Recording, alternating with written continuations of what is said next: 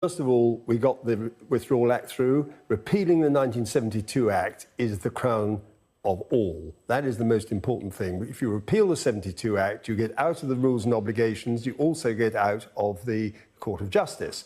The problem is that this statement, these 3 pages, followed by the white paper, which of course we haven't seen yet, indeed, and all the kerfuffle and shenanigans that we witnessed over the last 24 hours, actually raises an enormous number of very, very serious questions. Specifically? Well, specifically, the question is, to what extent are we going to be bound by EU rules? I mean, that is, to summarise this, I mean, if you leave, you leave.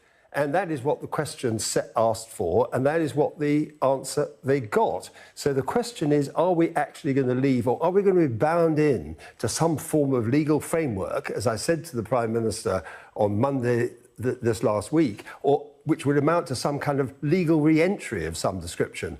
Now, until we see the white paper, we can't. I'm not ducking the question at all. What I am saying, on the basis of what I've seen so far and the discussions that have emerged and the commentaries, I think people have every reason to be concerned. Yeah, indeed. In the terms that it's described, I mean, a common rule book. I mean, it sounds like you've got a copy of, the rules of association football in your back. Well, it's the EU common rule book as well, by all accounts. And the question is, how and to what extent would we actually be able to make our own decisions on our own terms? One of the biggest mistakes that was made, in my opinion, from the beginning, was accepting the EU guidelines as being the basis on which we would negotiate. So we've effectively put ourselves in a position where we are more supplicating than actually saying we're leaving. And we have absolutely equal rights, as my European Scrutiny Committee report said a short time ago.